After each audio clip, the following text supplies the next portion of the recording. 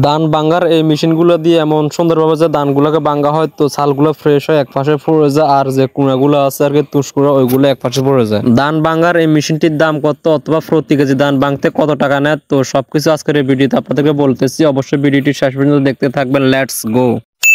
আসসালামু আলাইকুম, সবাই কেমন আছেন? আশা করি সবাই ভালো আছেন। তো এই যে দেখতেছেন এই ধান ভাঙার মেশিনটি, তো এই মেশিনটি দিয়ে আর কি আজকে আমাদের ধানগুলো ভাঙতেছে। এগুলো অটো রাইস মিল নামে পরিচিত আর কি। তো বর্তমানে এই মেশিন দিয়ে আর কি আমাদের এদিকে সব ধান ভাঙানো হয়। তো আজকে আমাদের বাড়িতে আসছে আর কি আমাদের ধান ভাঙানোর জন্য। তাই আমি এবং ভাতিজা মুকরামিন ধানগুলোকে বস্তায় ভরে নিতেছি মেশিনে ওঠানোর জন্য।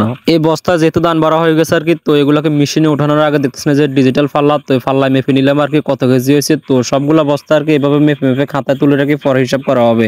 যতগুলো খালি বস্তা ছিল, তো সবগুলা বস্তাতে কিন্তু মোটামুটি আমরা ধান ভরে ফেলছি মেপে মেপে। তো এবার আমি এবং আমার আব্বা মিলে এই মেশিনের উপরে ধানগুলো উঠে দিতেছি। যিনি এই মেশিনটি চালান, তো তিনি এবং তার সাথে আরো লোক আছে আর কি, তো এই ধানগুলো উঠানোর জন্য। তো ওনার সাথে লোক আসে না আর কি আজকে, তাই আমি এবং আমার আব্বা মিলে তাকে একটু হেল্প করতেছি।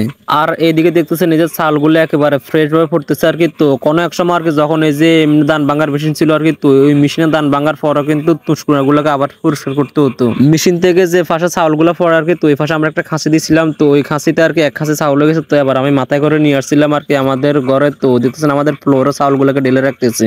এই চাউলগুলো যেতে এখন মেশিন থেকে বাইর করা হয়েছে আর কি, তো এগুলো এখন অনেক গরম। তো এগুলোকে আর কি গরম গরম ডামে রাখা যাবে না, তাই এখানে ফ্লোরে রেখে আর কি কিছু ঠান্ডা করে নিতেছি চাউলগুলোকে ঘরে রেখে। তো আমি যখন এখানে আসছি আর কি, উনি আমাকে বলতেছেন আর কি এই যে পানির ট্যাঙ্কিতে পানি দেওয়ার জন্য। তো আমি ভুলে চলে আসছিলাম আর কি, যেটি তেলের ট্যাঙ্কি আর কি লালটি দেখছেন, তো এটিতে আমি পানি দেওয়ার জন্য চলে আসছিলাম। তো পরে কি করছে, পানির ট্যাঙ্কিতে পানি দিয়ে দিলাম।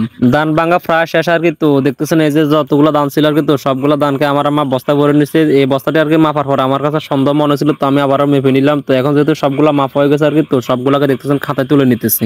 আর এই যে চালগুলো দেখতেছেন একেবারে মাশাআল্লাহ একেবারে ফ্রেশ, কিন্তু এখানে কোনো তুষকুড়া বলতে কিছু নেই, একেবারে ফ্রেশ হয় আর কি এগুলা বের হয় এখান থেকে। আমি এই চাউলগুলো খাইতেছি, তো ওইটা দেখে আর কি আমার এই চাচাতো বোনটা অনেক হাসতেছিল আমাকে দেখে। তো পরে কি করছে আর কি, তার এই যে হাত পা সবগুলোকে ধরে দেখছেন যে এখানে খড়া ছিল, তো ওটাতে ছুঁড়ে ফেলে দিলাম। কিছুক্ষণ পরে দেখতেছি সে নিজে অনেকগুলো চাউল নিয়ে আসছে, আর দেখছেন যে সে কিভাবে খাইতেছে গরুর মতো। ফাইনালি যেহেতু আমাদের সবগুলো ধান ভাঙা হয়ে গেছে আর কি, তো আমি দেখছি যে খাতাটা হিসাব করে নিতেছি। তো খাতা এটা হিসাব করে দেখলাম আর কি প্রায় 11 মণ ধান ভাঙা হয়েছে আজকে।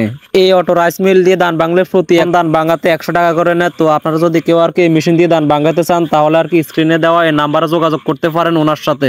আর হ্যাঁ, এই মেশিনটি যদি কেউ কিনতেছেন আর কি, তাহলে বর্তমানে 1,90,000 টাকা থেকে 2 লাখ টাকার মতো এরকম নেবে। যাই হোক, আজকের ভিডিওটি এ পর্যন্ত। তো আগামী ভিডিও আসা পর্যন্ত সবাই ভালো থাকবেন, সুস্থ থাকবেন। আল্লাহ হাফেজ। আর যারা আমাদের পেজে নতুন আছেন অবশ্যই ফলো দিবেন, ইউটিউব থেকে দেখলে সাবস্ক্রাইব করে দিবেন। ওকে, আল্লাহ হাফেজ, আসসালামু আলাইকুম।